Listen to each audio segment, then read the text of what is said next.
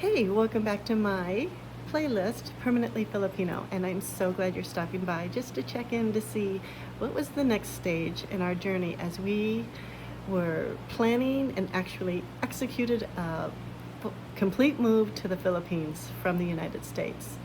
So there were three things we needed to consider. Number one, balikbayan visa. Um, there's lots of videos out there about it, but there aren't a lot of videos talking about dealing with airlines and your balikbayan visa. So that's one. Number two, packing for Asian airlines. That's a, when you pack domestically, that's one thing. But when you're packing for Asian airlines, that's a completely different animal. And I was shocked how many people did not address that.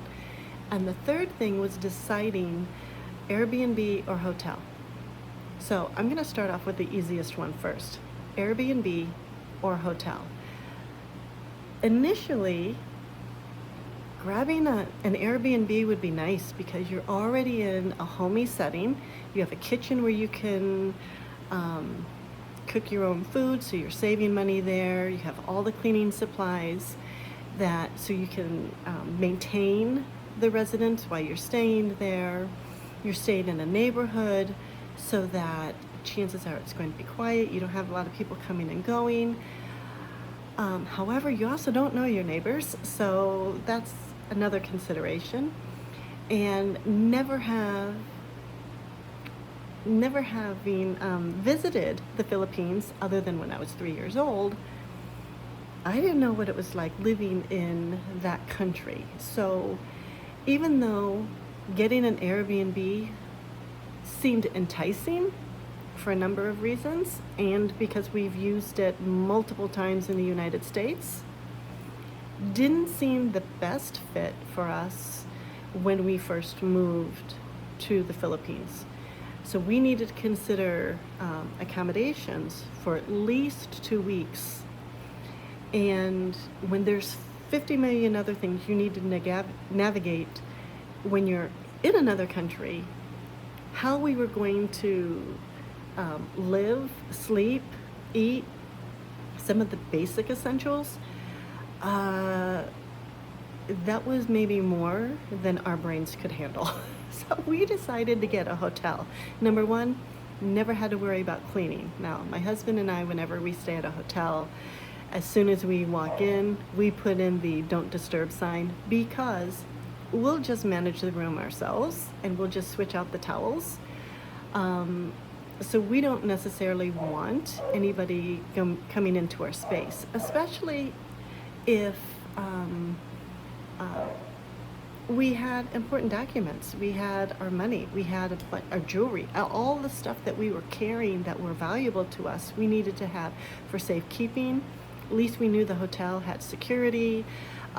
Most likely it had a safe. So there are lots of things that the hotel had that an Airbnb couldn't guarantee. Security, safe, okay? So hotel so far started ranking high on the list. Plus, somebody else was going to clean the room if we needed it cleaned. So that was another notch up. Food. We picked a place that had breakfast. So that was simple. That was one meal we didn't have to worry about. And the buffets in the Philippines, they're like Vegas buffets. We didn't know that. We knew breakfast was included, but we didn't realize it included a breakfast buffet. And we're thinking about some of the buffets that you would get, like at the Courtyard or whatever within the United States. It's seriously like a Vegas buffet. So that was a huge plus. So if you sleep in late and you're going to have brunch, we're set. And my husband and I only eat maybe 1 or 2 meals a day anyway, so like no biggie. Super easy. So hotel, automatically that was decided. And when we purchased our flight tickets on October 2023, we just coupled it with our accommodations, and we were able to get a really nice deal through that. And I think that was through booking.com. And so far, we have gotten amazing deals through Booking.com. Not sponsored, but it's truly, that's the site that we used. And we stayed at Bay Leaf Hotel. Loved it, loved it. And the location was just walking distance to the Bureau of Immigration Intramuros, which I will have a number of videos talking about visiting the Bureau of Immigration Intramuros. So that put aside, that's one issue that was taken care of. We chose a hotel, and those were the main reasons why we chose it. Location, safety and security, the ease of cleaning and food because a buffet was involved, and we could then couple it with our flight, which meant we saved some money through Booking.com. So the next thing I needed to consider after we purchased our one-way ticket from Michigan to the Philippines was, okay, I already knew I have a Balikbayan visa. We're already set for at least a year. There aren't many videos on YouTube or documents or government agencies that can answer the question about Balikbayan visa and airlines. Because I talked to the consulate, the Philippine consulate in Washington, D.C., in Chicago, the airlines, the Delta and Philippine Airlines, the Bureau of Immigration Intramuros. Nobody can answer my question. Where I felt comfortable in preparation for getting on, reporting to the airline and getting on to that plane without being turned away. And here's the biggest issue. When you start filling out your online information with the airlines, Delta and Philippine Airlines, or whichever ones you choose, and before you enter the Philippines, filling out the e-travel and getting the QR code, for a couple who purchased a one-way flight, you need a departure flight. Mind you, our flight has already been purchased. We already purchased a one-way flight. We didn't plan on leaving for 1 year, so we weren't going to have a departure flight. In addition to that, most departure flights are within a few months, not a year. So this created a bit of frustration, because when I realized I could not fill out all of those documents after buying our flights and our hotel accommodations, which our Balikbayan visa has nothing to do with, but the excitement of getting the flights and the accommodations, and then the roller coaster ride going downward, realizing, okay, we need a departure flight. We need to indicate when we're going to exit the country. And there's no way, because we checked, to get a departure flight out a year after, during the time we were getting our flights and our accommodations, okay? So of course, I'm contacting all of the government agencies that I mentioned earlier and the airlines that I mentioned earlier. Nobody can answer my question. And we had late October into the beginning of November, we had to figure out, what are we going to do? Do we cancel this flight and get a different flight where we have, and then just leave 2 to 3 months later? I mean, we could go to Malaysia. We want to see Malaysia. But we're traveling with 8 suitcases. I mean, it was just creating another headache. So one thing when you're in a very stressful situation that I have learned over the years is just to not react. And because that reaction typically is impulsive, and calmer minds can solve problems. So we decided, especially after I was getting ramping up because all of the government agencies and the airlines could not answer my question. We did some more research and we learned about onward flights. And onward flights gives us the opportunity to get a departure flight ticket that so we can leave the Philippines without leaving the Philippines, okay? And we researched that. So I would do additional research to figure out which company works best for you. I think we used, let me see, onward bestonwardticket.com. That's what we used. And I don't think we could purchase that ticket until 48 hours prior to our actual leaving the States. So talk about the 48 hours before you get onto your domestic flight that will then eventually connect you to your international flight to the Philippines. All the things that you need to do in the 48 hours, plus have a really great going away party from our friends, which was like amazing. I mean, I was checking in 24 hours prior to, during our fun going away party, getting our onward flight, doing our e-ticket, e-travel QR code, and checking in with Delta. I could not check in with Philippine Airlines, not yet. I can do some preliminary work, but I could not officially check in, which was frustrating also. But it was an international flight, so now that calmer heads allows you to respond, I understand it now. So that is what helped us. We got a departure flight before we got onto our Delta flight, and I know that just sounded confusing. So 24 hours before we got onto Delta, I had purchased an onward flight, which meant we were leaving the Philippines in January, which most foreigners would leave after 2 to 3 months. Okay. We just said we were going to leave. So what happens when you buy an onward flight, it gives you that departure date so you can input it into all of the airline online stuff and your e-travel stuff and all of that. And they actually give you a number that you could use, so it's legit and they can check it and it's legit.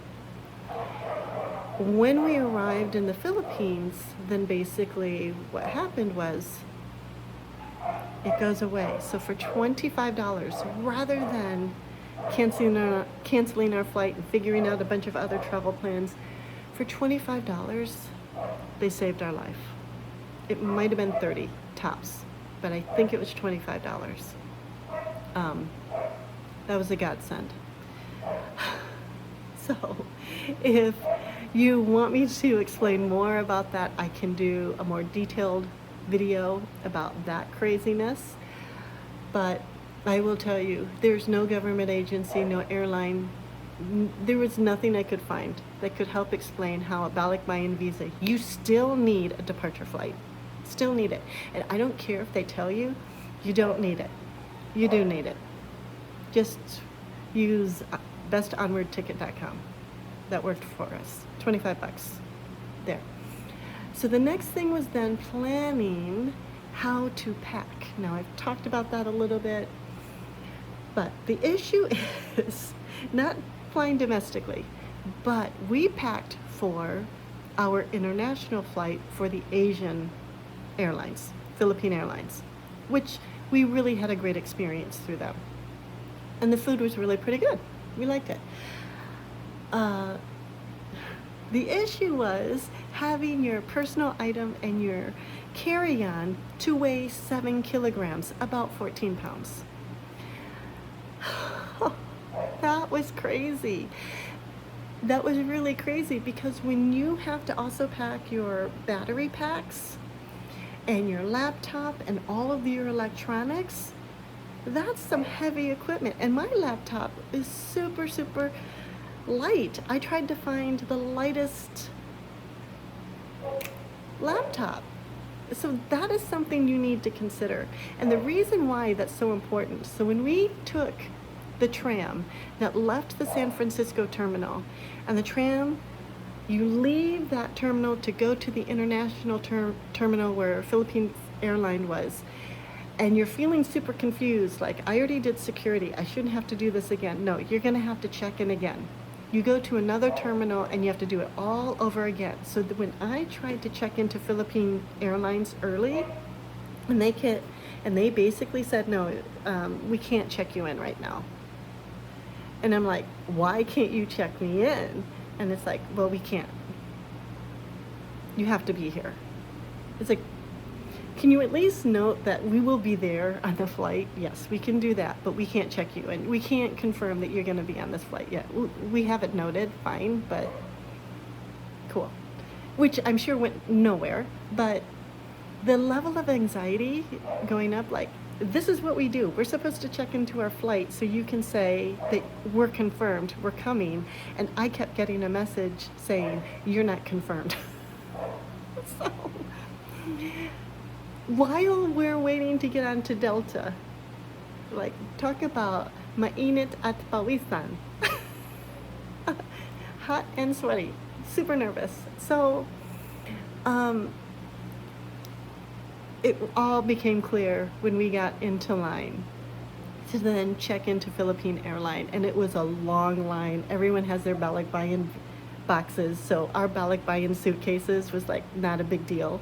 Domestically, we looked crazy, but once you get to the other terminal where Philippine Airlines is, it's like normal. It's like no big deal. So we did check in. They weigh your carry-on. They weigh your personal bag, and they had to be 7 kilograms. And we had to promise with the carry-on, we're gonna move things around. Just so you know, we'll figure things out. We'll do this, we'll do that. In which we did, because we knew if we didn't figure something out quickly, we were gonna have problems at the gate. So we went through security, no big deal. I will say, back when we were at TSA, I did get a can of peaches. A can of peaches go through security.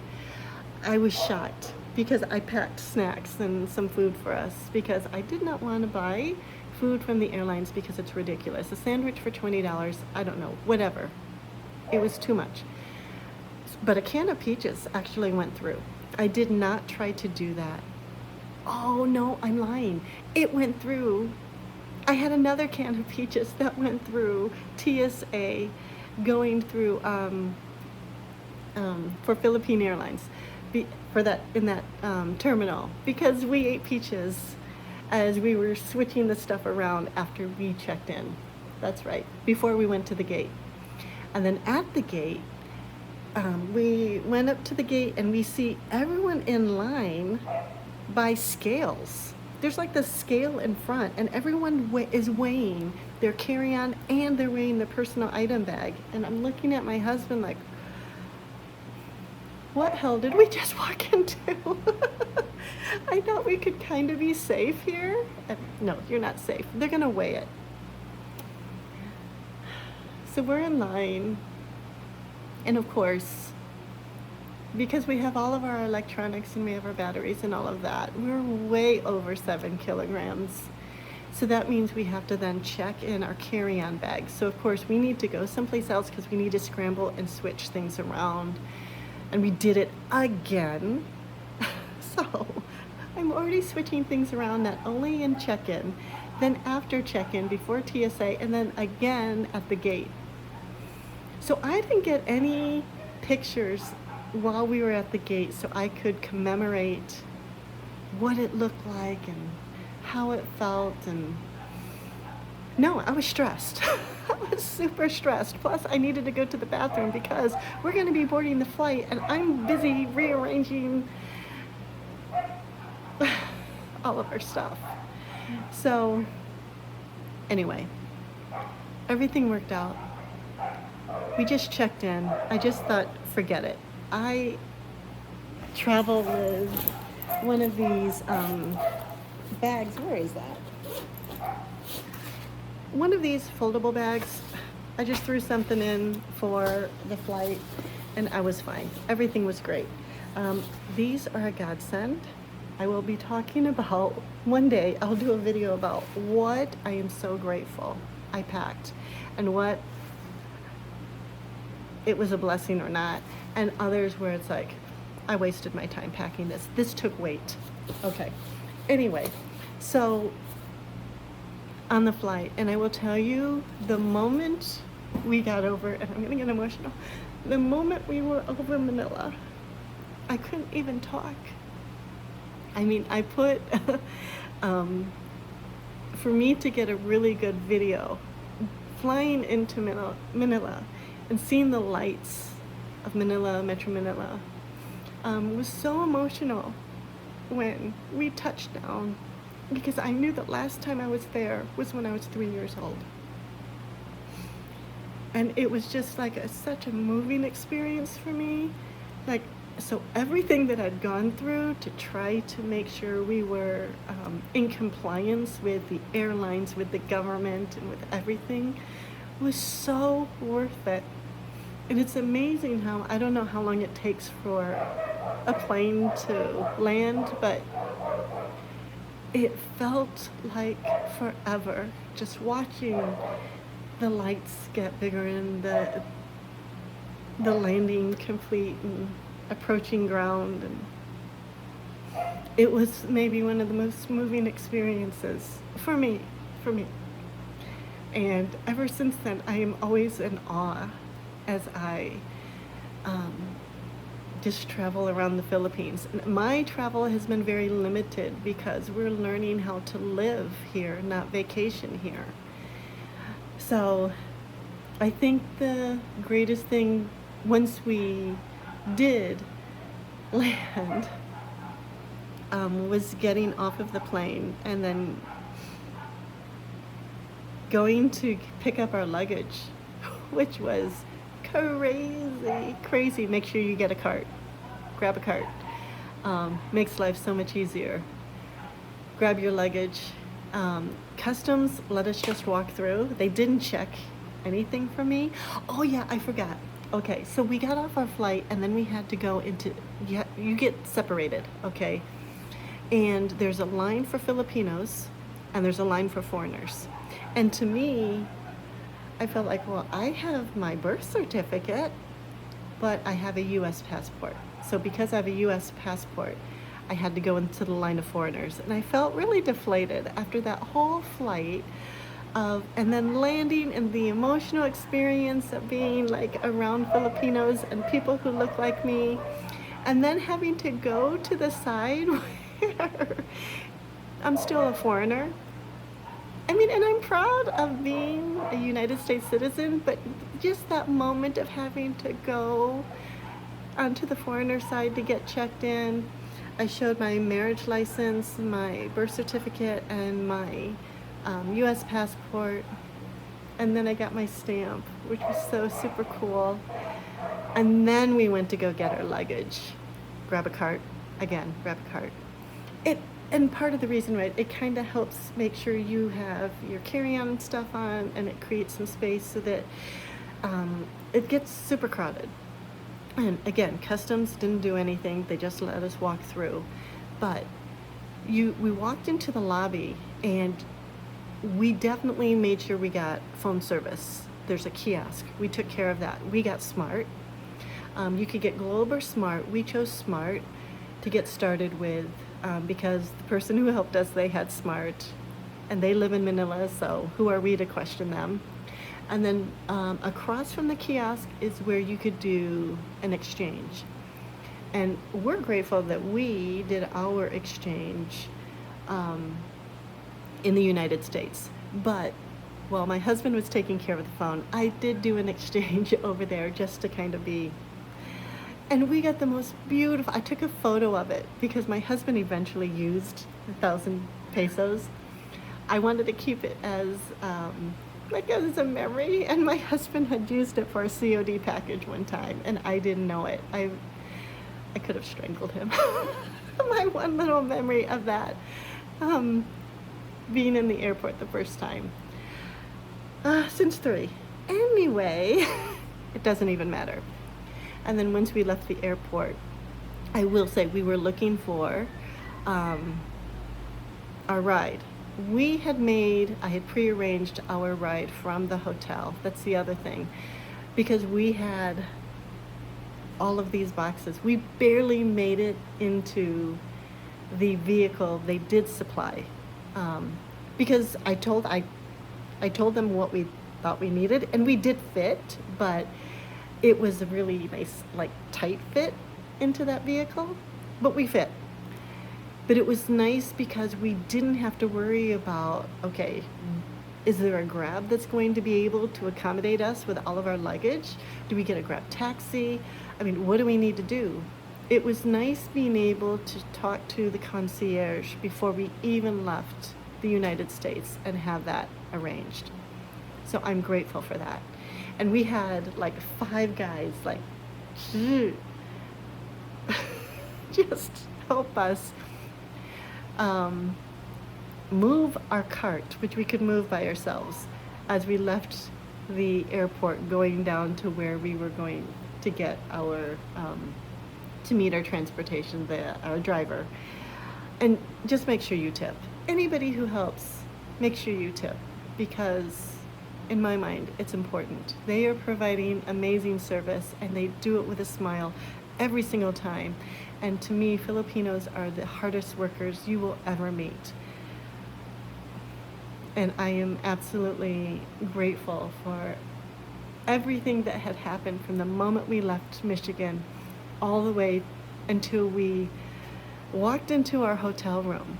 Nothing but helpful people with a smile, and it's been amazing ever since.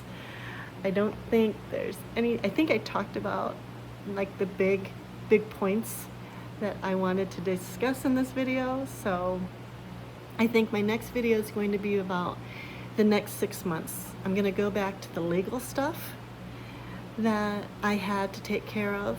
So from November until May, all the legal stuff that I had done to try to become a permanent resident and live as a permanent resident.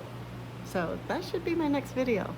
Anyway, thank you so much for hanging out. I'm so glad you were just here to listen. I'll catch you later. Bye.